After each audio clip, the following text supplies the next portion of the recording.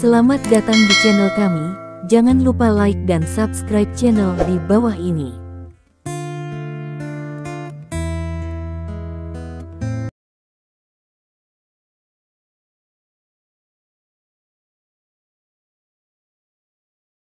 Bab 2081. Stadion Titans penuh keceriaan dan tawa. Di satu sisi, karena tim tuan rumah mencetak 1 poin dan tidak membiarkan lawan mendapatkan match point. Di sisi lain, juga karena Mao Yi pura-pura memaksa Guan Feibai untuk menamparkan wajahnya. Apa yang saya analisis sebelumnya cukup bagus, tetapi pada akhirnya, kenyataan dengan panik bergesekan dengan tanah. Kontras ini membuat penonton tertawa terbahak-bahak hingga perut mereka sakit. Banyak orang bahkan untuk sementara memberi nama panggilan pada Mao Yi. Nama panggilan ini sangat tidak sopan, disebut Bi Mao, karena nama belakang Mao Yi adalah Mao, dan kemudian dia dipukuli di wajahnya karena berpura-pura dipaksa kata Bi Mao, dengan sempurna mengekspresikan karakteristik Mao Yi. Stephen tahu bahwa ibu kota kekaisaran itu miskin, tetapi dia tidak bisa menahan tawa ketika mendengar semua orang berteriak serempak. Memaksa Mao, nama panggilan ini ditakdirkan untuk turun dalam sejarah bersama Mao Yi. Untungnya, hidup ini tidak memalukan. Feng Xiaofeng mengepalkan tinjunya dan berkata kepada semua orang setelah dia meninggalkan panggung. Terima kasih telah berjuang untuk tim kami, mari kita lihat apakah bajingan tua itu masih kuat. Guan Feibai tersenyum penuh kemenangan. Semua orang memandang Mao Yi di kejauhan. Mao Yi berdiri di samping anggota tim dengan wajah pucat dan memesan sesuatu. Guan tua, apakah kamu ingin memperlakukannya dengan cara yang sama? Stephen bertanya. Kenapa? Apakah kamu punya rencana yang cerdas? Guan Feibai bertanya. Tentu saja. Stephen mendekat ke telinga Guan Feibai dan membisikkan beberapa patah kata. Mata Guan Feibai tiba-tiba berbinar, dan dia berkata, kamu punya rencana bagus. Aku ingin melihat bagaimana tanggapannya. Petik 2. Setelah selesai berbicara, Guan Feibai meminta pembawa acara untuk membawa mikrofon. Dia tidak ingin menjadi seperti tidak memenuhi syarat seperti Mao Yi barusan berteriak dan berteriak. Dengan mikrofon di tangan, Guan Feibai berkata, pelatih Mao Yi, ada yang ingin kuberitahukan padamu. Petik 2. Mao Yi berhenti bicara dan menatap Guan Feibai dengan wajah gelap. Di kelas luang berikutnya, saya akan mengirim Liu Neng, yang memiliki kemampuan ofensif terkuat, kata Guan Feibai. Apa? Mata Mao Yi tiba-tiba membelalak. Dia tidak bisa lebih akrab dengan kalimat ini, karena dia hanya mengatakannya kepada Guan Feibai setengah jam yang lalu, dan sekarang Guan Feibai benar-benar mengembalikannya lagi. Tuan, mereka juga terlibat dalam perang psikologis. Wu Ping berkata dengan suara rendah.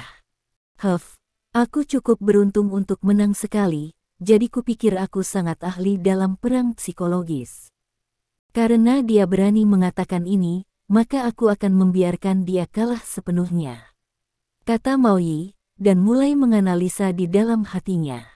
Banyak penonton juga menganalisisnya. Yang paling ingin dilihat semua orang adalah perang psikologis semacam ini sebelum pertandingan, jauh lebih menarik daripada sekadar bertarung di lapangan. Takdir, aku sudah mengatakannya, jadi siapa yang akan kita kirim? Tanya Guan Feibai. Mao Yi sangat pandai psikologi. Dia kalah dari kita sebelumnya karena dia terlalu percaya diri. Dia akan sangat berhati-hati dalam pertempuran ini. Semua penilaian kita mungkin bisa ditebak olehnya. Jika demikian, jangan berpikir tentang itu. Hal-hal ini hilang, psikologi adalah keahlian pihak lain, mengapa kita harus memaksakannya dengan pihak lain? Stephen tertawa. Oh, apa maksudmu? Guan Feibai bertanya dengan rasa ingin tahu.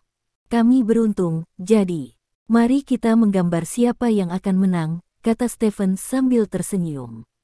Ketika orang-orang di sekitar mendengar kata-kata Stephen, mereka tertegun sejenak, dan kemudian mereka semua menunjukkan kekaguman. Kata-kata Stephen sepertinya acak, tetapi metode yang dia sebutkan justru merupakan metode terbaik untuk menghadapi ahli perang psikologis. Menarik undian sepenuhnya tergantung pada keberuntungan, tidak peduli seberapa kuat kemampuan analisis psikologis Anda, itu tidak berguna. Beberapa menit berlalu dalam sekejap mata. Guan Feibai dan Mao Yi mengirimkan daftar mereka. Tuan rumah Xiaosha sekali lagi mengumumkan dari Mao Yi terlebih dahulu. Su Wenji bermain untuk Grand Hyatt Sharks. Teriak Xiaosha. Seorang pria paruh baya berjalan ke atas panggung, dan analisis kemampuan Su Wenji secara otomatis muncul di layar. Ini adalah master yang ahli dalam keterampilan tubuh. Mao Yi menyilangkan tangannya, dengan ekspresi percaya diri di wajahnya, dia menggabungkan berbagai faktor, mempertimbangkan semua yang bisa dipertimbangkan, dan setelah mensimulasikan berbagai kemungkinan dalam pikirannya, dia akhirnya memilih orang seperti itu untuk dimainkan, karena orang ini memiliki probabilitas tertinggi untuk menang ketika dia bermain.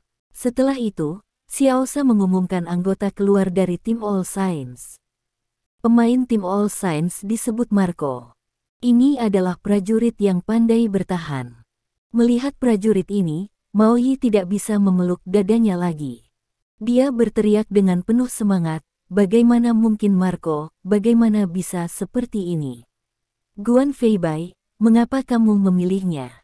Sederhana saja.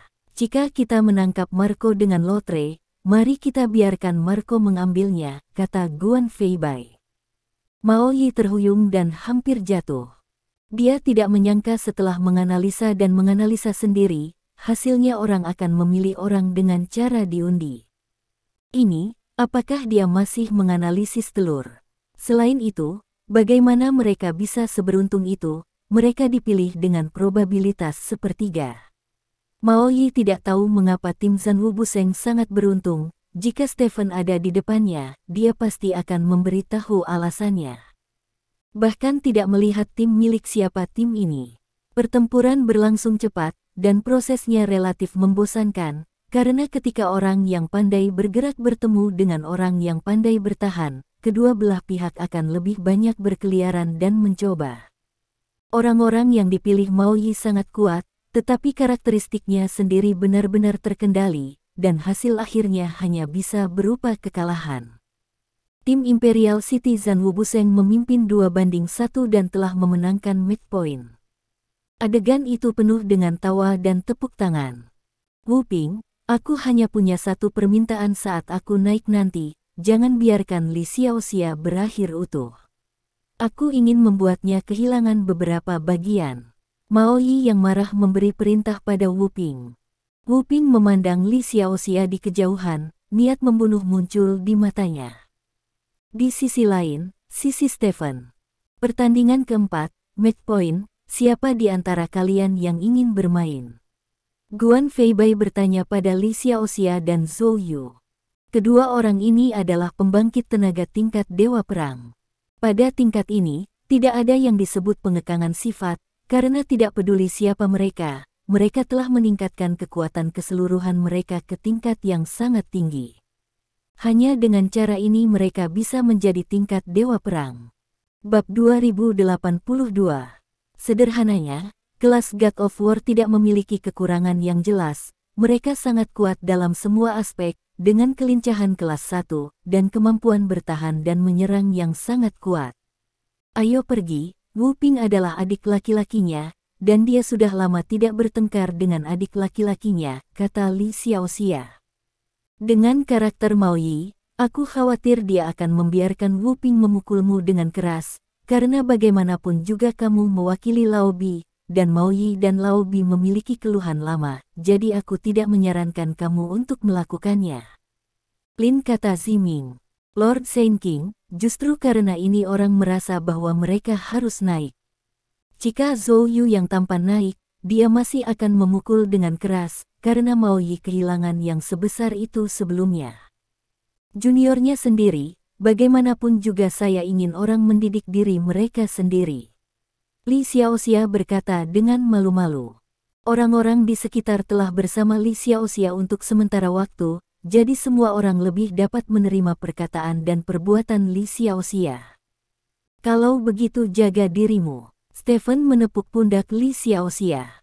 Tuanku, kamu tidak bisa mencium laki-laki atau laki-laki, kata Li Xiaoxia dengan malu-malu. Stephen dengan cepat menarik tangannya. Tidak lama kemudian, pertempuran keempat dimulai. Tidak ada kejutan dalam pertempuran ini, dan tidak ada perang psikologis. Dua orang di atas panggung adalah Li Xiaoxia dan Wu Ping. Salah satu dari keduanya adalah murid tertua Bi Feiyun, dan yang lainnya pernah menjadi murid ke-8 Bi Feiyun, tetapi sekarang dia berada di bawah sekte Mao Yi. Keduanya berdiri di lapangan, meski belum berbicara, penonton merasakan suasana yang sama sekali berbeda. Meskipun beberapa pertempuran sebelumnya sangat sengit, mereka tidak merasa kedinginan, tapi sekarang yang ini terasa. Batua, lama tidak bertemu, kata Li Xiaoxia sambil tersenyum. Jangan panggil aku Laoba, aku tidak ada hubungannya lagi denganmu, kata Wu Ping tanpa ekspresi. Kamu tidak bisa mengatakan itu. Seperti kata pepatah, kamu adalah guru sehari dan ayah seumur hidup. Tuan telah mengajarimu selama bertahun-tahun. Tidak peduli apa, persahabatan ini ada, kata Li Xiaoxia. Kurasa tidak ada persahabatan lagi. Tuanku saat ini yang menjadikanku dewa perang. Itu tidak ada hubungannya dengan Bi Feiyun, kata Wu Ping. Kamu bisa memanggil nama guru secara langsung. Li Xiaoxia mengerutkan kening. Tuan saya ada di sana. Bi Feiyun bukan tuan saya. Anda tidak perlu main-main dengan kami. Kami adalah musuh yang berdiri di sini hari ini, dan kami akan menjadi musuh ketika kami pergi dari sini di masa depan. Misi saya adalah mengalahkan semua tentang murid Bi Feiyun. Beritahu dia bahwa metodenya sudah ketinggalan zaman, dan dunia saat ini adalah milik Jus dan orang-orang seperti kita. Kata Wu Ping. Oke. Li Xiaoxia mengucapkan 3 kata baik berturut-turut, dan kemarahan muncul di wajahnya yang jarang marah. Karena kamu sangat menggertak Tuan dan menghancurkan leluhur, maka aku tidak perlu khawatir tentang persahabatan masa lalu antara saudara dan saudari. Hari ini, aku berhak membersihkan rumah untuk tuannya. Li, kata Xiaoxia. Jangan bicara omong kosong, mari kita lihat bab sebenarnya di bawah tanganku, kata Wu Ping. Ayo, Wu Ping, kata Li Xiaoxia. Setelah itu, 2 pembangkit tenaga listrik level God of War bertarung bersama. Ledakan mengerikan bergema terus-menerus di seluruh stadion. Para petugas keamanan di sekitar arena semuanya waspada, karena pada level God of War, kemungkinan pagar besi di sekitar arena tidak bisa lagi menghentikan mereka. Seiring berjalannya waktu, penonton berdiri dengan penuh semangat. Dalam pandangan mereka, ini adalah pertarungan puncak yang sebenarnya, dibandingkan dengan pertarungan semacam ini, pertarungan sebelumnya seperti rumah bermain anak-anak. Tentu saja pertarungan Raja Wu juga sangat seru, namun masih sedikit tertinggal dari pertarungan God of War. Li Xiaoxia sangat kuat, lebih kuat dari yang diharapkan Stephen. Stephen bahkan merasa bahwa Li Xiaoxia mungkin telah mencapai level suci perang. Tapi Wu Ping juga sangat kuat, dia sama sekali tidak kalah dengan Li Xiaoxia, dan dia seimbang dengan Li Xiaoxia.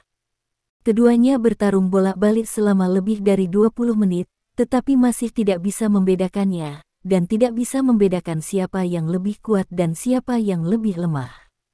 Tepat ketika semua orang mengira pertempuran akan berlangsung lama, Wu Ping mengeluarkan kapsul dari sakunya dan melemparkannya ke mulutnya. Bab 2083. Pasal 8, Paragraf 5, Aturan Liga Utama CFA menetapkan bahwa dalam setiap putaran dari 5 pertempuran, salah satu dari 5 pertempuran dapat mengambil produk dari pohon kehidupan. Artinya, di salah satu dari 5 game, Anda dapat menggunakan hal-hal seperti pil penyegar untuk meningkatkan efektivitas pertempuran Anda secara instan, dikatakan untuk membuat pertempuran lebih menyenangkan. Sebelumnya, aturan Liga Utama CFA adalah makan setiap pertandingan, Tetapi keluarga naga berarti makan setiap pertandingan tidak sejalan dengan semangat persaingan, dan itu juga akan menjadi contoh buruk bagi masyarakat. Jadi pada akhirnya, hanya 1 dari 5 pertempuran produk Tree of Life yang bisa diambil.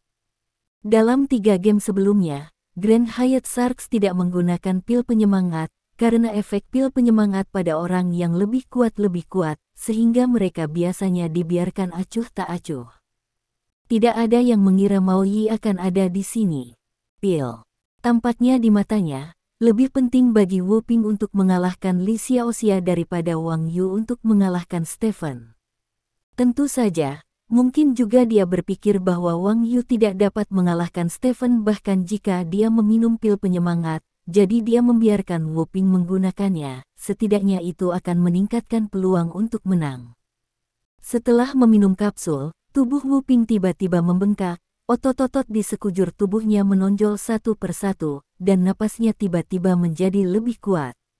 Tuan akan sangat sedih melihatmu seperti ini. Li Xiaoxia menghela nafas dan menggelengkan kepalanya. Jika kamu tidak mengikuti tren, kamu hanya bisa tersingkir oleh tren pada akhirnya. Dalam pertempuran hari ini, kamu tidak punya kesempatan. Wu Ping meraung, dan langsung meninju Li Xiaoxia dengan pukulan berat. Hei, Li Xiaoxia menghela nafas, tanpa menghindar, mengangkat tangannya dan meninju Wu Ping dengan cara yang sama. Mencari kematian, cahaya dingin melintas di mata Wu Ping, dan kekuatan di tangannya tiba-tiba meningkat, mencapai kekuatan tertinggi. Kemudian, kedua tinju itu bertabrakan dengan keras. Ledakan. Kekuatan yang kuat keluar dari tinju kedua orang itu, disertai dengan darah. Tampaknya karena kekuatan yang kuat, tinju keduanya retak setelah tumbukan. Namun, ini bukan hal yang paling mengejutkan. Hal yang paling mengejutkan adalah bahwa Li Xiaoxia berimbang dengan Wu Ping. Anda tahu, Li Xiaoxia dan Wu Ping sebelumnya berimbang, tetapi sekarang Wu Ping telah meminum pil penyemangat, dan kekuatannya telah meningkat pesat, sementara Li Xiaoxia tidak meminumnya sama sekali, jadi mereka masih bisa diimbangi secara merata. Yang hanya bisa menjelaskan satu masalah. Li Xiaoxia menyembunyikan kekuatannya. Bagaimana mungkin? Seru Wu Ping tak percaya. Alasan mengapa saya menjadi kakak laki-laki tidak pernah karena saya adalah orang pertama yang beribadah di bawah tuannya, kata Li Xiaoxia dengan wajah kosong, dan kemudian lengannya sedikit bergetar. 1 inci energi meletus dari kepalan tangan Li Xiaoxia. Wu Ping tidak siap, dan terkejut untuk mundur beberapa langkah. Setelah itu, Li Xiaoxia menggertaknya. Tinjunya mengarah ke Wu Ping seperti badai. Baru pada saat itulah Wu Ping menyadari bahwa Li Xiaoxia benar-benar kuat, jauh lebih kuat dari yang dia kira. Bahkan jika dia minum jus buah dan menjadi dewa perang, dia tidak bisa menangkis serangan Li Xiaoxia setelah meminum pil yang membesarkan hati. Semburan ledakan datang dari tubuh Wu Ping. Wu Ping mampu memblokir Li Xiaoxia pada awalnya, tetapi semakin sulit baginya untuk memblokir Li Xiaoxia saat dia semakin jauh di belakang. Tinju Li Xiaoxia terus menimpanya, dan pada saat yang sama waktu, efek dari pil yang membesarkan hati juga cepat memudar. Apa yang harus dilakukan? Ekspresi panik akhirnya muncul di wajah Wu Ping. Setelah sekian lama, dengan pukulan berat Li Xiaoxia, Wu Ping berlutut di tanah dengan perut tertutup. Li Xiaoxia melangkah maju dan mengepalkan tinjunya. Hari ini, aku akan membersihkan rumah, kata Li Xiaoxia, melemparkan tinjunya ke wajah Wu Ping. Kakak, jangan, teriak Wu Ping bersemangat. Kakak laki-laki ini tiba-tiba menghentikan tinju Li Xiaoxia. Saudaraku, aku tahu aku salah, aku tidak berani, tolong maafkan aku. Wu Ping memohon dengan getir. Li Xiaoxia mengepalkan tangannya, menatap junior di depannya yang telah bersamanya selama bertahun-tahun, bagian terlembut hatinya masih tersentuh. Dia ingat bertahun-tahun yang lalu, ketika master tidak ada, dia sering menggantikan master untuk membimbing juniornya. Wu Ping adalah yang paling terobsesi dengan seni bela diri di antara semua juniornya, dan dia juga yang paling dihargai olehnya. Hei, Li Xiaoxia melepaskan tinjunya dan meletakkan tangannya di bahu Wu Ping. Jika aku tahu ini, kenapa? Petik 2. Hati-hati. Suara Stephen tiba-tiba terdengar. Sebelum Li Xiaoxia bisa bereaksi, Wu Ping, yang sedang berlutut di depannya, sudah melemparkan tangannya ke arahnya. Sebuah paku tiba-tiba muncul di tangan Wu Ping. Murid Li Xiaoxia sedikit menyusut, dan dia mengangkat tangannya yang lain, merentangkan kelima jarinya untuk memblokir paku. Engah, paku itu langsung menusuk telapak tangan Li Xiaoxia, lalu menembus dari punggung tangannya. Li Xiaoxia sedikit mengernyit, dan menyapu tangan di bahu Wu Ping langsung ke arah Wu Ping. Ledakan, Wu Ping terbang ke samping dan menabrak sangkar besi di sebelahnya dengan keras. Li Xiaoxia tidak mengejar, tetapi menatap telapak tangannya. Ketekunan telah menembus telapak tangannya, dan rasa sakit yang hebat datang dari tangannya. Namun, Li Xiaoxia merasa bahwa rasa sakit di tangannya jauh lebih ringan daripada rasa sakit di hatinya. Dia menatap Wu Ping. Jika dia tidak menutupi wajahnya dengan tangannya tadi, duri tajam ini akan menusuk langsung ke kepalanya. Pada saat itu, dia pasti akan mati. Junior kecil yang dulunya paling dicintainya, sekarang ingin mengambil nyawanya. Air mata akhirnya muncul di mata Li Xiaoxia. Batuk-batuk-batuk, Wu Ping duduk di tanah dan tidak bisa menahan batuk. Darah menyembur keluar dari mulut Wu Ping, dan terlihat bahwa tamparan Li Xiaoxia tadi telah melukainya dengan parah. Saat ini, wasit di luar lapangan pertandingan membuka pintu kandang besi dan masuk. Wu Ping dari Shanghai Grand Hyatt Sharks melanggar aturan dengan menggunakan senjata yang tidak terdaftar, dan dianggap kalah. Li Xiaoxia memenangkan pertempuran, teriak wasit dengan keras. Yang disebut senjata tidak terdaftar adalah senjata yang belum didaftarkan sebelumnya. Paragraf 2 Pasal 6 Aturan Liga Utama CFA menetapkan bahwa prajurit dapat menggunakan senjata, tetapi mereka harus didaftarkan untuk dicatat, dan harus diverifikasi oleh pejabat untuk memastikan bahwa senjata tersebut tidak akan menyebabkan kerusakan pada penonton di sekitarnya sebelum mereka dapat melakukannya. Digunakan. Bab 2084 aturan ini terutama untuk menjaga beberapa prajurit yang menggunakan senjata. Beberapa prajurit telah menguasai keterampilan pedang yang sangat kuat, keterampilan pedang dan sebagainya.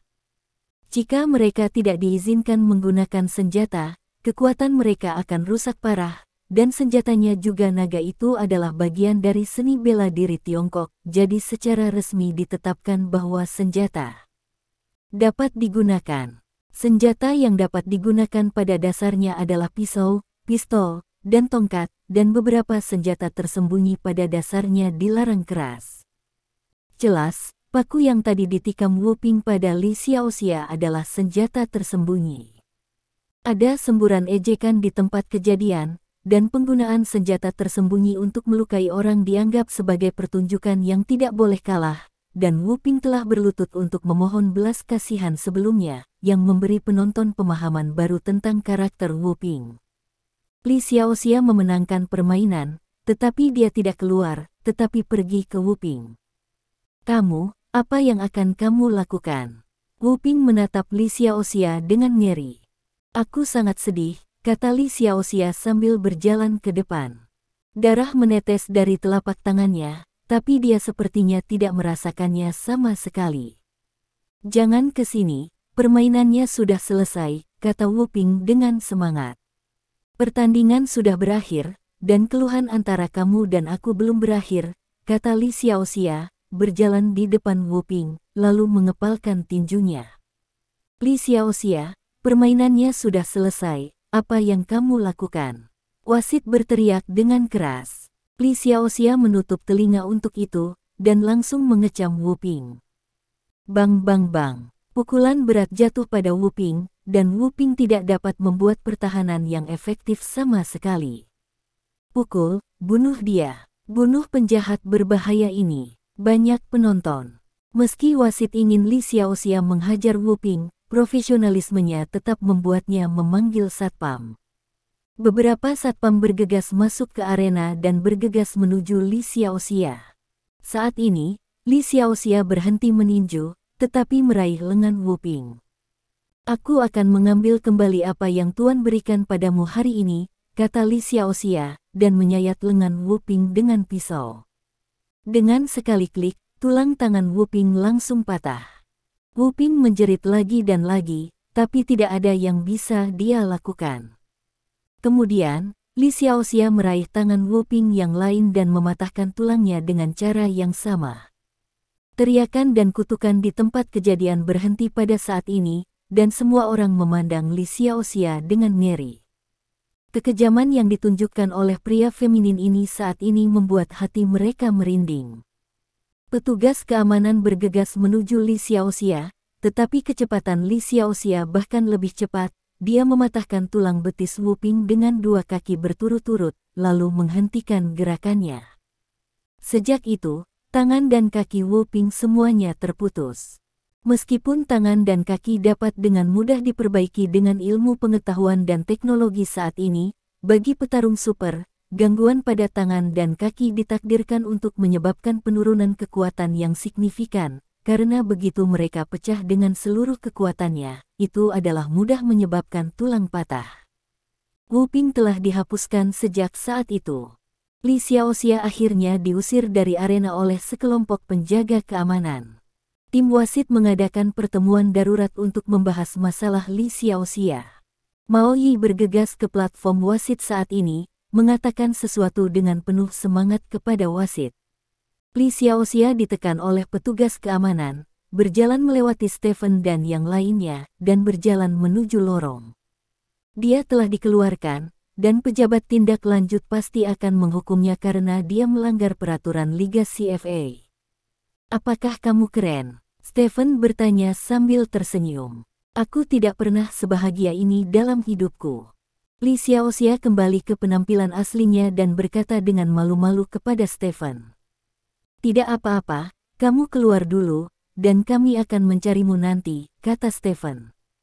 Baiklah, aku pergi, teman-teman yang tampan, kata Li Xiaoxia, dan meninggalkan gimnasium di bawah pengawalan penjaga keamanan. Di sisi lain, diskusi tim wasit dengan cepat membuahkan hasil. Karena Li Xiaoxia terus melanggar lawannya setelah pertandingan, hasilnya dibatalkan dan dia langsung dihukum kalah. Dengan kata lain, pertarungan antara Li Xiaoxia dan Wu Ping seri, tidak ada pemenang, dan tidak ada tim yang menambah poin. Pertarungan terakhir kali ini cukup bagus, karena jika Hiu memenangkan pertarungan terakhir, pertarungan pertama Liga Utama CFA akan berakhir imbang. Ini pasti akan membuat sejarah. Bab 2085. Untuk mencegah seri, Liga Utama CFA secara khusus menetapkan bahwa setiap putaran harus memainkan 5 pertandingan, akibatnya 1 pertandingan dianggap kalah pada saat yang sama, sehingga seri. Namun, hal ini juga memberikan pengalaman berharga bagi CFA Major League untuk merumuskan aturan. Liga CFA baru saja dimulai, meskipun banyak aturan yang telah dirumuskan, namun masih perlu terus ditingkatkan sesuai dengan situasi yang sebenarnya, berbeda dengan liga kompetitif lainnya. Itu sama. Dengan berakhirnya pertempuran God of War, hanya ada 1 pertempuran tanpa pandang bulu yang tersisa. Stephen. Penonton meneriakkan nama Stephen serentak. Adegan ini mengingatkan Stephen pada masa lalu. Saat itu, dia masih menjadi pahlawan rakyat, dan tak terhitung banyaknya orang yang mencintainya. Tapi sekarang, karena dia pernah mencegah jus buah memasuki kerajaan naga, dia telah disingkirkan dan disalahgunakan oleh banyak orang. Stephen tidak bisa menahan tawa. Orang-orang seperti ini, ketika Anda berharga, semua orang akan memuji Anda ke langit, dan ketika Anda kehilangan nilai guna, dan bahkan mencegah orang lain mendapatkan keuntungan, orang yang sama tanpa ampun akan membawa Anda menginjak tanah. Stephen tidak mengira bahwa orang-orang yang meneriakkan namanya di tempat kejadian benar-benar mencintainya. Dia bahkan mengira banyak dari orang-orang ini pasti telah menyemprot dirinya sendiri di internet. Jadi ketika dia mendengar seragam itu berteriak, dia tidak merasa bergerak, dan bahkan merasa sedikit lucu. Dia bahkan menebak dengan jahat, jika dia menunggu sebentar dan kalah dalam permainan, apakah orang-orang ini akan menenggelamkan dirinya dalam air liur mereka. Namun, meskipun menurutnya itu lucu, Stephen tetap mengangkat tangannya dan melambai kepada orang-orang ini, karena dia merasa beberapa dari orang-orang ini pasti sangat mencintainya. Selanjutnya, tim wasit mengumumkan kontestan untuk babak final pertarungan tanpa diskriminasi. Tidak mengherankan, Stephen bermain untuk tim Zhan Wusheng, dan Wang Yu bermain untuk Hyu. Keduanya berjalan ke arena dan berdiri saling berhadapan. Aku sudah lama menunggu hari ini, kata Wang Yu.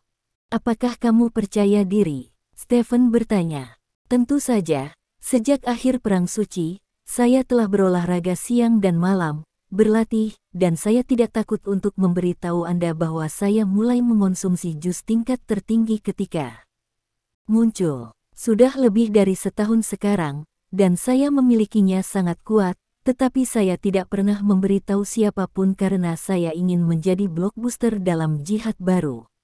Saya pikir saya harus menunggu lama, tetapi saya tidak menyangka Liga Utama CFA memberi saya kesempatan ketika saya bergabung dengan tim. Saya tahu bahwa kesempatan saya telah datang, Stephen. Pertempuran hari ini akan menjadi pertempuran terkenal saya. Setelah pertempuran ini, tidak akan ada lagi Raja Suci Stephen di dunia, hanya saya dan teman dari Raja Suci.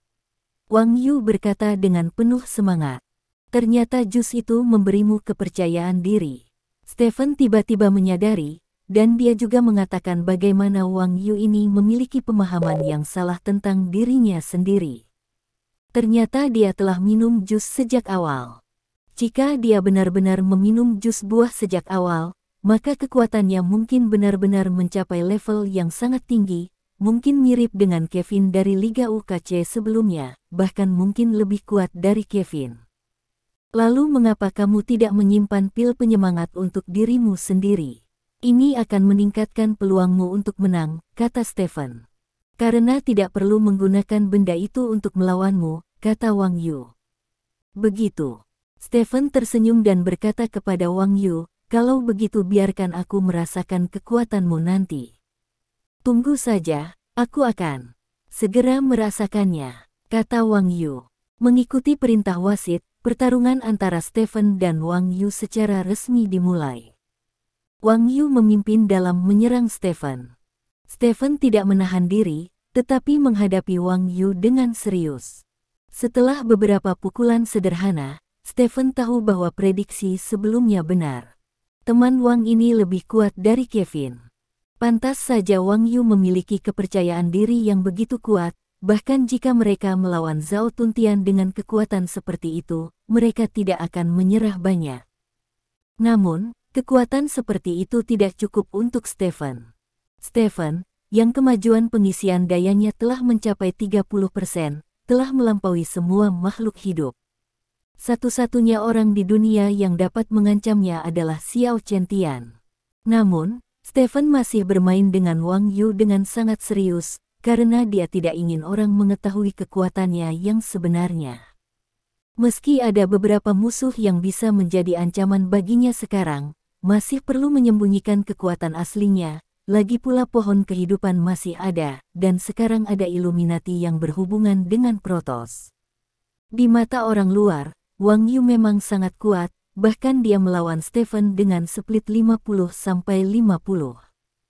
Pertarungan keduanya nyaris menghancurkan arena kompetisi. Ini juga alasan mengapa ketidakpedulian ditempatkan di pertandingan terakhir. Ketidakpedulian pada dasarnya mewakili level pertempuran tertinggi. Begitu pertempuran dimulai, tahap kompetisi pada dasarnya akan mengalami kerusakan. Jika ditempatkan di pertandingan pertama, orang-orang di belakangnya pada dasarnya tidak harus berkelahi.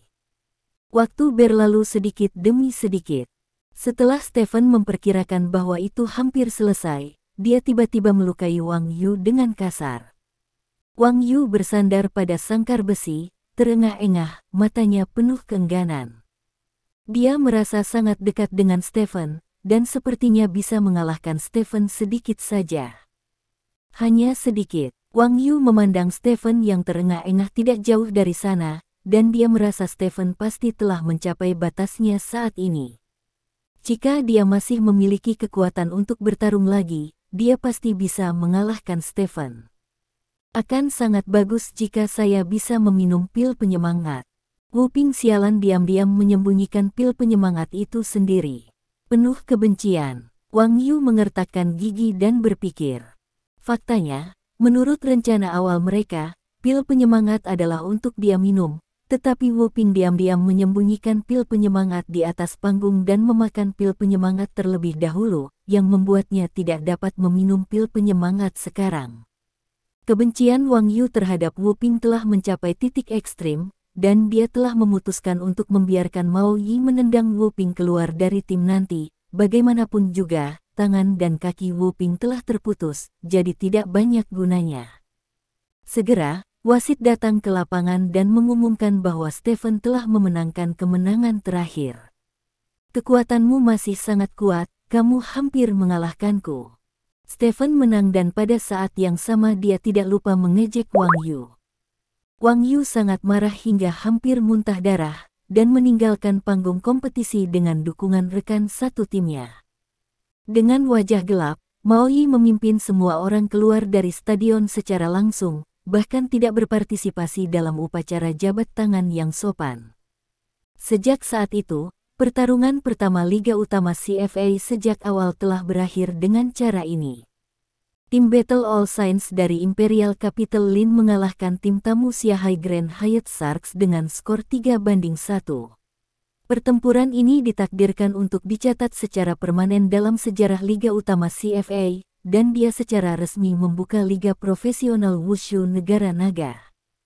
Dan pertempuran ini juga menyisakan banyak adegan terkenal dunia, seperti Mao yang pura-pura tidak bisa disambar petir, seperti Wu Ping yang menggunakan senjata tersembunyi untuk melukai orang, seperti Li Xiaoxia yang diusir dari lapangan, seperti orang yang mampu mengalahkan Seng Seng sedikit saja teman Wang Wang. Pada saat yang sama, statistik yang relevan dari pertempuran ini juga sangat mempesona. Penonton yang tiba di tempat kejadian mencapai lebih dari 18.000 orang, dan jumlah orang yang menonton pertempuran di depan TV juga mencapai 1 miliar yang mengejutkan, belum termasuk jumlah penonton asing. Dan di Liga UKC paling populer di dunia barat, hanya pertandingan Natal dengan penonton terbanyak setiap tahun sekitar 1 miliar pemirsa, ini adalah jumlah seluruh dunia barat. Dapat dikatakan bahwa dalam pertempuran ini, Liga Utama CFA telah menjadi eksistensi yang sebanding dengan Liga UKC, dan seiring berjalannya waktu, Liga Utama CFA ditakdirkan untuk menggantikan Liga UKC di beberapa titik di masa depan dan menjadi yang paling banyak populer di dunia. Selamat datang di Liga Kompetitif. Stephen keluar dari panggung kompetisi, berpelukan dengan anggota timnya, dan merayakan kemenangan. Tepuk tangan dan sorakan terdengar di tempat kejadian. Apakah teman Wang itu benar-benar sekuat itu? Dia sudah lama bertengkar denganmu. Guan Feibai bertanya pada Stephen dengan suara rendah. Aku bisa mengalahkannya dengan satu jari, bisik Stephen. Oh, Guan Feibai tiba-tiba menyadari, dan kemudian menunjukkan senyum penuh arti. Apakah kamu sengaja menyembunyikan kekuatanmu untuk menghindari menakut-nakuti semua musuh di masa depan? Tanya Guan Feibai. Ya, secara alami, Stephen tidak akan memberitahu Guan Feibai bahwa dia waspada terhadap Illuminati dan pohon kehidupan, jadi dia mengikuti kata-kata Guan Feibai dan mengakuinya. Dengan berakhirnya pertempuran, penonton mulai keluar, sementara Stephen dan anggota tim lainnya pergi untuk berpartisipasi dalam wawancara pasca pertandingan. Setelah wawancara, aliansi CFA mengumumkan hukuman untuk Li Xiaoxia. Li Xiaoxia didenda 5 juta yuan dan diskors selama 1 musim. Hasil dari hukuman ini sangat serius, tetapi masuk akal. Lagi pula, Li Xiaoxia melukai seseorang setelah wasit mengumumkan hasilnya, dan hari ini adalah pertempuran pertama. Jika aliansi tidak menghukum dengan serius, maka situasi serupa pasti akan terjadi lagi. Di masa depan, Li Xiaoxia dapat dianggap sebagai contoh tipikal. Namun, Stephen tidak menyalahkan Li Xiaoxia untuk ini, bahkan membantu Li Xiaoxia membayar denda 5 juta, karena jika itu dia, apa yang dia lakukan hanya akan lebih brutal daripada Li Xiaoxia. Di sisi lain, Wu Ping yang terbaring di rumah sakit juga mendapat keputusan penalti dari Liga. Wu Ping melanggar 2 peraturan aliansi, satu menggunakan senjata yang tidak terdaftar, dan yang lainnya menggunakan senjata tersembunyi. Di bawah hukuman gabungan dari 2 kejahatan tersebut, Wu Ping didenda 500.000 yuan dan diskors selama 5 pertandingan. Dan tepat setelah keputusan hukuman Liga dikeluarkan, Shanghai Grand Hyatt Sharks langsung mengeluarkan pernyataan. Moralitas Wu Ping korup dan dia melanggar peraturan tim yang relevan. Setelah berdiskusi dengan manajemen, akhirnya diputuskan untuk mengeluarkan Wu Ping dari Shanghai Grand Hyatt Sharks. Pada saat yang sama, setelah komunikasi antara manajemen dan pelatih Mao Yi akan mengundurkan diri sebagai pelatih kepala Hiu Grand Hyatt dengan segera. Bab 2086. Bab 2087. Ini hanya permainan, mengapa Hiu memecat Mao Yi? Di kantor Huang Jie melihat pengumuman Hiu dengan topeng di wajahnya dan bertanya. Stephen duduk di seberang Huang Jie, menyilangkan kakinya dan berkata, jika kamu tidak menyingkirkan Mao Yi, maka kemanapun Mao Yi memimpin tim, mereka akan membawa nama Bao Mao di kepala mereka, dan para Hiu tidak akan ditertawakan sampai mati. Masuk akal, Huang Jie tiba-tiba menyadari. Selain itu, Mao Yi kehilangan muka dalam pertempuran ini, dan dia malu untuk tetap bersama Hiu. Mengundurkan diri saat ini baik untuk semua orang, lanjut Stephen. Siapa yang menyuruhnya bertindak agresif? Jika dia tidak bertindak agresif, maka tidak akan terjadi apa-apa. Huang Jie tertawa. Siapa yang tidak suka berpura-pura agresif akhir-akhir ini? Dia hanya melakukan kesalahan yang akan dilakukan semua orang, yaitu dia tidak memiliki kekuatan untuk berpura-pura agresif, dan pada akhirnya dia berpura-pura agresif. Stephen berkata. Huang Jie tersenyum dan menuangkan secangkir teh untuk Stephen. Berhenti minum, aku harus membawa istri dan anakku pulang. Lao Guan, aku pergi dulu, kamu mengobrol baik dengan Huang Jie, kata Stephen kepada Guan Feibai yang duduk di sisi lain.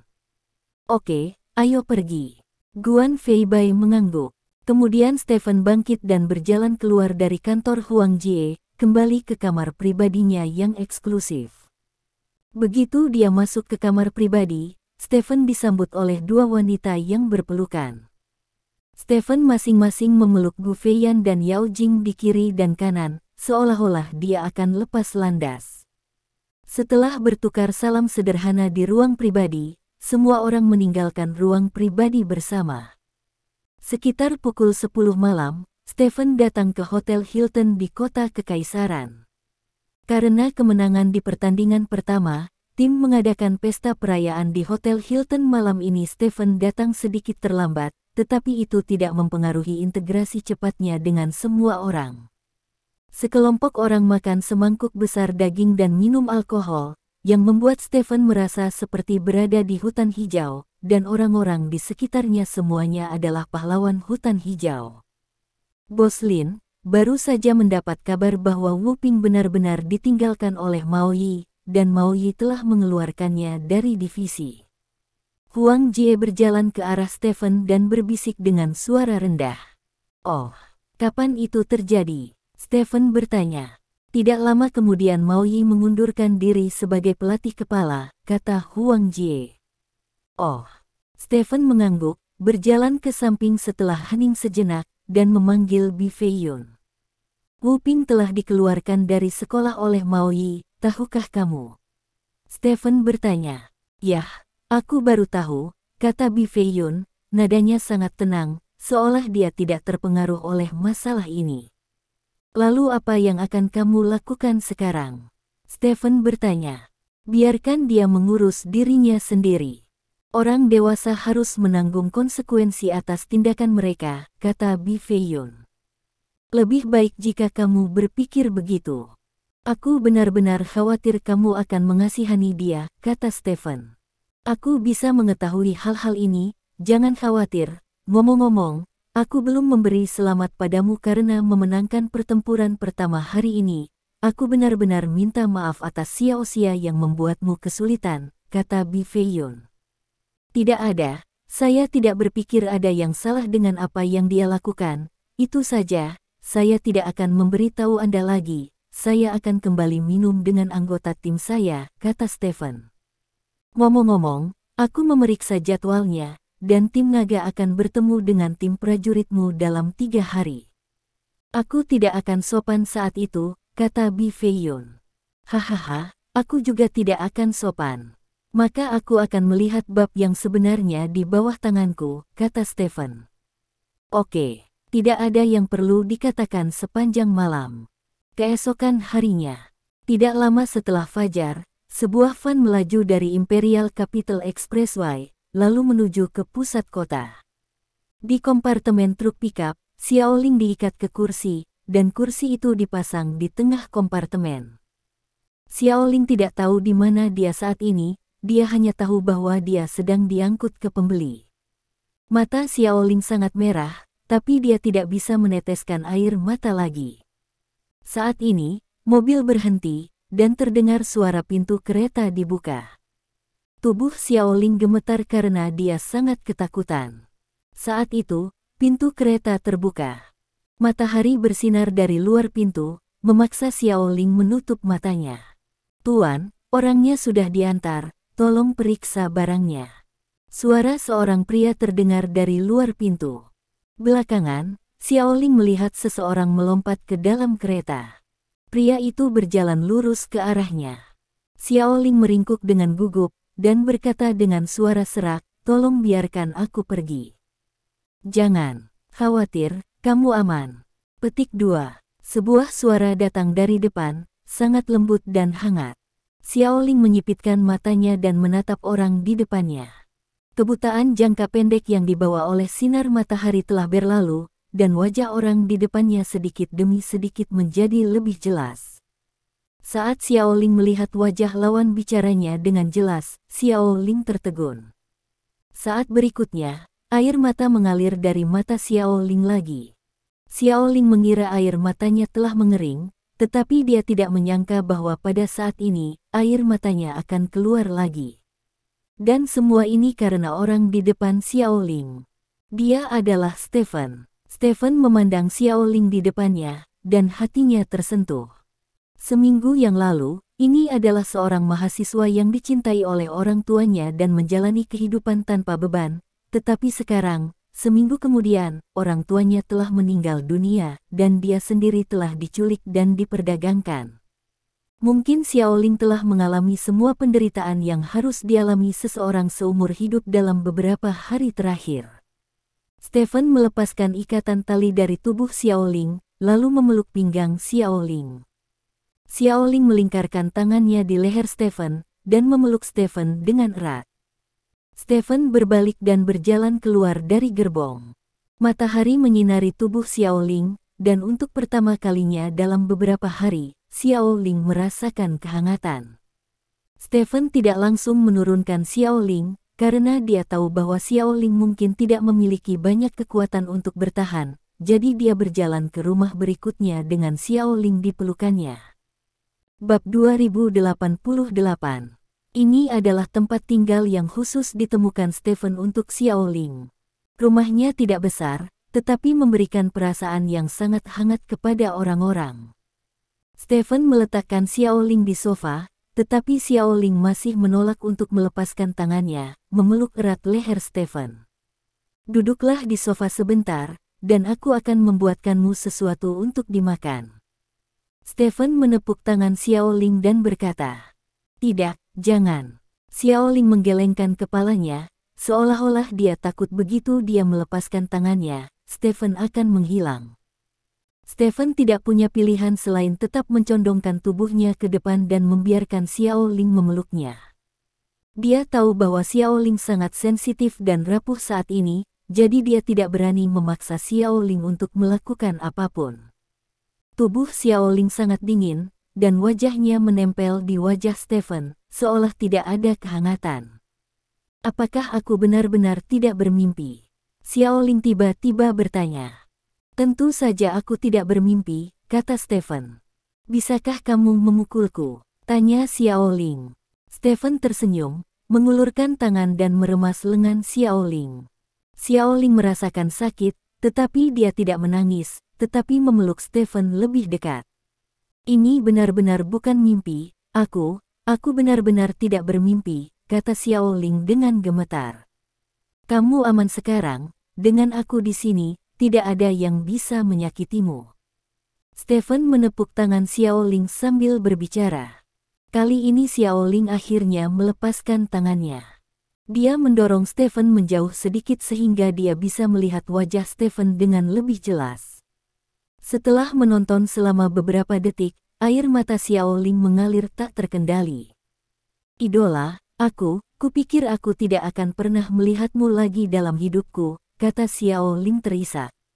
Tidak apa-apa, kamu bisa melihatnya seperti yang kamu inginkan di masa depan, kata Stephen, mengambil tisu di atas meja dan menyeka wajah Xiao Ling.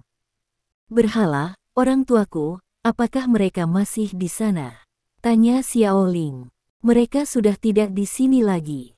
Stephen menggelengkan kepalanya. Wajah Xiao Ling runtuh, dan dia menangis.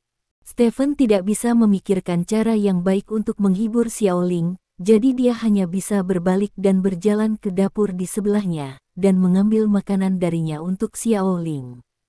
Aku meminta seseorang untuk menyiapkan makanan untukmu. Kamu lemah sekarang, dan kamu akan merasa lebih baik jika makan sesuatu, kata Stephen. Aku tidak mau makan, aku hanya ingin menangis, kata Xiao Ling sambil menangis. Stephen menghela nafas, duduk di sebelah Xiao Ling dan memeluk Xiao Ling. Menangislah sebentar, kata Stephen. Xiao Ling menangis. Aku tidak tahu berapa lama, tapi tangisan Xiao Ling berangsur-angsur mengecil dan akhirnya berhenti. Stephen menoleh dan melihat, hanya untuk menemukan bahwa Xiao Ling telah tertidur. Stephen mendorong tubuh Xiao Ling ke sofa, lalu mengeluarkan selimut dari kamar sebelah dan menutupi tubuh Xiao Ling. Setelah melakukan ini, ponsel Stephen tiba-tiba bergetar. Stephen mengangkat telepon dan melihatnya, lalu berjalan keluar ruangan dengan hati-hati dan pergi ke balkon. Bos, saya menemukan sesuatu, mungkin Anda akan tertarik. Suara Zhuo Xiaowei terdengar dari ujung telepon. Apa? Stephen bertanya. Chen Hongyu memiliki anak haram, kata Zhuo Xiaowei. Apa? Stephen bertanya dengan heran. Bagaimana kamu mengetahuinya? Ini adalah kemampuan paparazi saya selama bertahun-tahun. Chen Hongyu menyembunyikan anak haramnya sangat dalam, tapi saya masih menggalinya. Anak haramnya anak laki-laki tidak berada di ibu kota kekaisaran, tetapi di Beihai, dia hampir tidak memiliki kontak dengan Chen Hongyu, orang biasa tidak dapat mengetahuinya. Tetapi saya bukan orang biasa, jadi saya mengetahuinya, kata Zhuo Xiaowei. Lalu, jika kamu hanya memiliki anak haram, itu tidak berguna, kata Stephen. Ya, percuma saja jika itu hanya anak haram, tapi setelah saya selidiki, saya menemukan bahwa ibu dari anak haramnya sebenarnya punya suami, kata Zhuo Xiaowei. Oh, Stephen mengangkat alisnya. Anak haramnya sekarang berusia 13 tahun, tetapi ibu dari anak haram itu telah menikah dengan suaminya selama 15 tahun, jadi sudah pasti ibu dari anak haram itu berselingkuh dengan Chen Hongyu selama pernikahan, dan sekarang wanita ini hidup di kota Beihai. Menjalani kehidupan yang sangat baik, baik suami maupun istri tidak memiliki pekerjaan, tetapi mereka tampaknya memiliki uang yang tidak ada habisnya, kata Zhuo Xiaowei. Aku tidak menyangka Chen Hongyu memiliki kebiasaan seperti itu. Zhuo Xiaowei, kamu benar-benar berbakat, kamu telah menggalinya. Stephen berkata dengan emosi. Bab 2089. Stephen sebenarnya tidak memiliki banyak harapan untuk Zhuo Xiaowei, tetapi dia merasa Zhuo Xiaowei memiliki beberapa bakat, dan mungkin dia bisa menggali sesuatu dari Chen Hongyu. Tanpa diduga, Penggalian ini ternyata sangat mengejutkan. Jika itu hanya anak haram, maka Chen Hongyu tidak bisa berbuat apa-apa. Itu tidak lebih dari memberi gosip kepada seseorang. Tetapi jika Anda memiliki anak dengan wanita yang sudah menikah, itu bukan gosip, itu perzinahan. Itu untuk Chen Hongyu, itu pasti noda yang tak terhapuskan. Jika masalah ini digunakan sebagai keributan, itu cukup merusak reputasi Chen Hongyu. Apakah Anda punya cukup bukti? Stephen bertanya. Beberapa bukti telah dikumpulkan sejauh ini, itu sudah cukup, kata Zhuo Xiaowei. Oke, mari kita selesaikan buktinya. Saya pikir saya akan menggunakannya dalam 2 hari ini, kata Stephen. Oke, kata Zhuo Xiaowei. Setelah menutup telepon, sudut mulut Stephen mau tak mau terangkat. Kemarin dia memulai pertempuran pertamanya kembali ke ibu kota kekaisaran dengan kemenangan. Zhuo Xiaowei memberinya hadiah yang begitu besar hari ini, maka pertempuran kedua untuk kembali ke ibu kota kekaisaran secara resmi dapat dimulai. Dia ingin semua orang tahu apa itu kembalinya raja. Pada saat ini, tiba-tiba terdengar teriakan di ruang tamu. Stephen bergegas kembali ke ruang tamu dan menemukan bahwa Xiao Ling telah duduk dari sofa. Apakah kamu mengalami mimpi buruk? Stephen bertanya. Kupikir kamu sudah pergi. Xiao Ling memandang Stephen dengan sedih dan berkata, aku keluar dan menelepon. Tidak apa-apa. Jangan khawatir, aku akan selalu di sini. Stephen berjalan ke arah Xiao Ling dan menepuk bahu Xiao Ling dan berkata. Xiao Ling memeluk tangan Stephen dengan erat, dan berkata dengan sedih, bolehkah aku tidur dengan tanganmu di lenganku? Dengan begitu aku bisa merasa aman. Petik 2. Oke. Stephen mengangguk dan duduk di samping Xiao Ling. Senyum muncul di wajah Xiao Ling, lalu dia bersandar ke tubuh Stephen, dan perlahan tertidur. Kali ini Xiao Ling tidur lebih dari 7 jam, dari pagi hingga sore. Stephen juga duduk selama lebih dari 7 jam tanpa bergerak, karena dia khawatir Xiao Ling akan bangun jika dia bergerak sedikit. Ketika Xiao Ling bangun lagi, kulitnya jauh lebih baik. Stephen membawakan makanan untuk Xiao Ling, dan Xiao Ling akhirnya membuka mulutnya untuk makan. Saat malam tiba, energi Xiao Ling telah banyak pulih, dan dia tidak lagi mudah menangis. Namun, dia berbicara jauh lebih sedikit daripada ketika berbicara tentang prestise. Dia kadang-kadang mengobrol dengan Stephen, tetapi sebagian besar waktu dia dalam keadaan linglung. Stephen tahu bahwa kecelakaan berturut-turut ini telah mengubah Xiao Ling, dan mungkin saja Xiao Ling yang cerewet di masa lalu telah hilang sama sekali. Stephen sudah terbiasa dengan banyak bicara Xiao Ling, sekarang Xiao Ling lebih sedikit berbicara, dia masih merasa sedikit melankolis di hatinya. Selama percakapan, Stephen juga mengetahui tentang hilangnya Xiao Ling. Dia diculik oleh orang-orang Song Junyi, dan tidak lama kemudian, seseorang membelinya dari tangan Song Junyi. Orang yang membelinya awalnya ingin menaikkan harga dan menjualnya, tetapi setelah melihatnya di kehidupan nyata kemudian berubah pikiran dan menempatkan dia untuk dilelang. Stephen merasa dia bisa mengerti apa yang dilakukan Tarantula. Xiao Ling memang jauh lebih cantik daripada fotonya, karena ketika dia melihat dirinya sendiri, dia memiliki perasaan 3 dimensi sepenuhnya. Sedangkan fotonya datar dan relatif tipis, jadi ada tidak mungkin sepenuhnya menampilkan keunggulan Xiao Ling.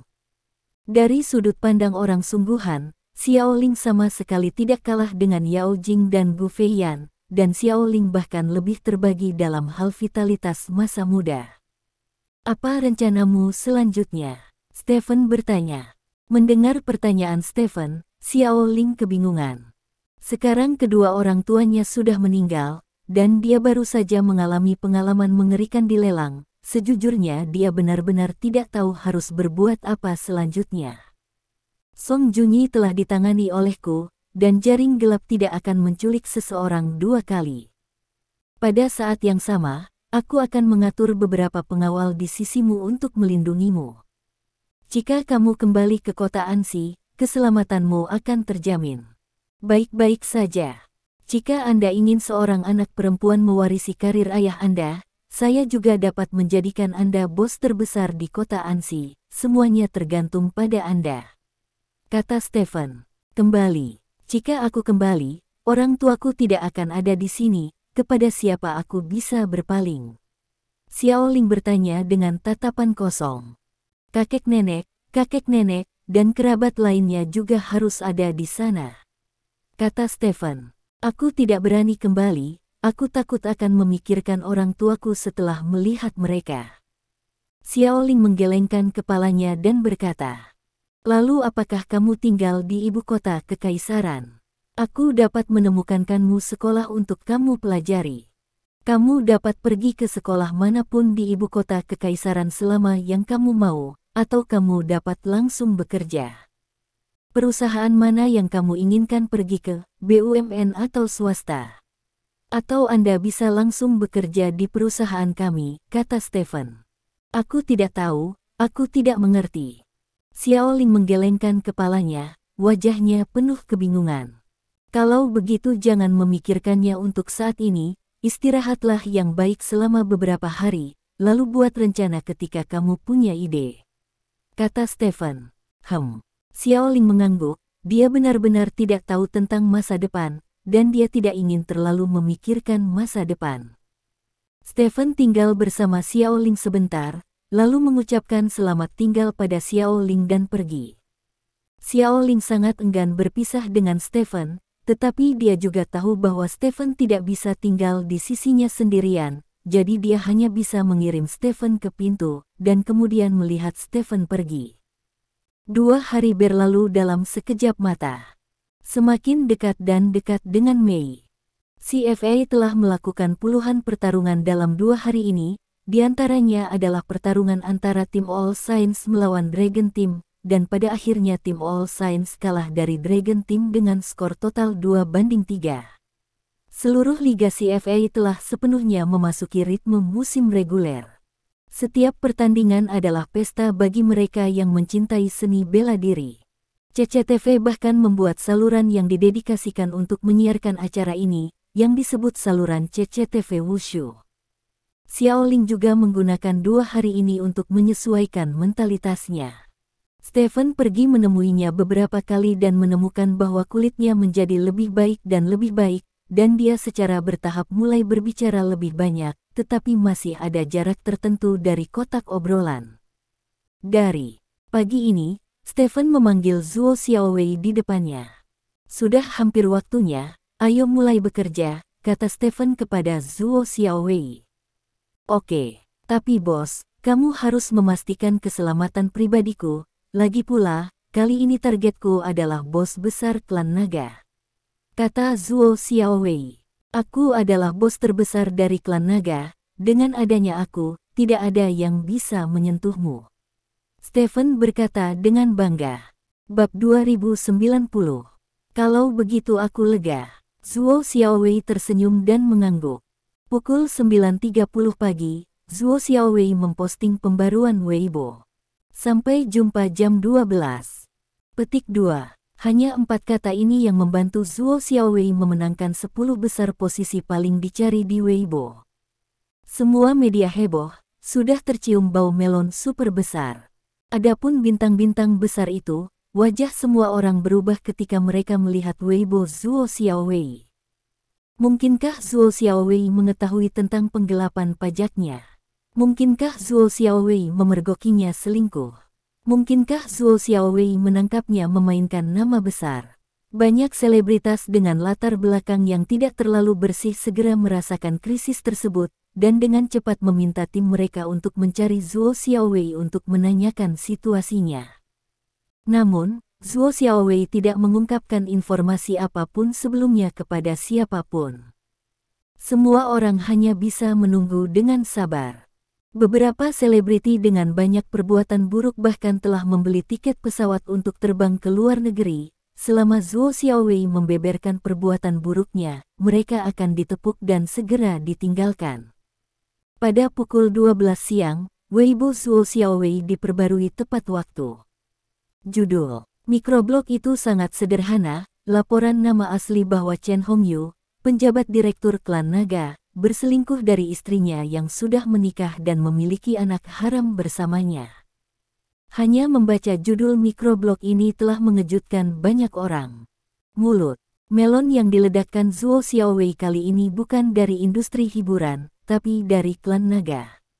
Dan itu adalah Chen Hongyu, penjabat kepala klan naga. Apakah Zuo Xiaowei tidak berencana untuk hidup lagi? Beraninya kau melaporkan Chen Hongyu, penjabat direktur klan naga. Semua orang mengira Zuo Xiaowei gila, jika dia hanya melon di lingkaran hiburan, tidak peduli apakah itu benar atau tidak. Itu tidak akan mempengaruhi keselamatan pribadinya. Penjabat direktur klan naga memiliki 10.000 cara untuk membuat Anda menghilang dari dunia ini sebagai hal yang biasa. Siapa yang akan Anda benci untuk meledakkan penjabat direktur klan naga? Banyak orang membaca Weibo Zuo Xiaowei seolah-olah mereka sedang membaca kata-kata terakhirnya. Dalam teks Weibo Zuo Xiaowei memberikan banyak bukti bahwa Chen Hongyu berselingkuh dari istrinya dan kemudian memintanya untuk melahirkan seorang anak. Tapi apa gunanya? Jadi bagaimana jika itu benar? Pertama-tama, undang-undang saat ini tidak menetapkan bahwa perzinahan adalah kejahatan, artinya insiden ini paling banyak akan merusak reputasi Chen Hongyu, dan paling banyak membuatnya mundur dari jabatan direktur pelaksana. Lalu apa? Kemudian Anda akan menghadapi serangan balik gila Chen Hongyu, dan hidup Anda mungkin telah memasuki hitungan mundur sejak saat itu.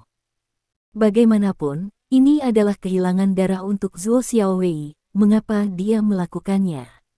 Seluruh internet mencurigai Zuo Xiaowei gila. Namun, popularitas materi ini masih meningkat dengan kecepatan yang sangat cepat.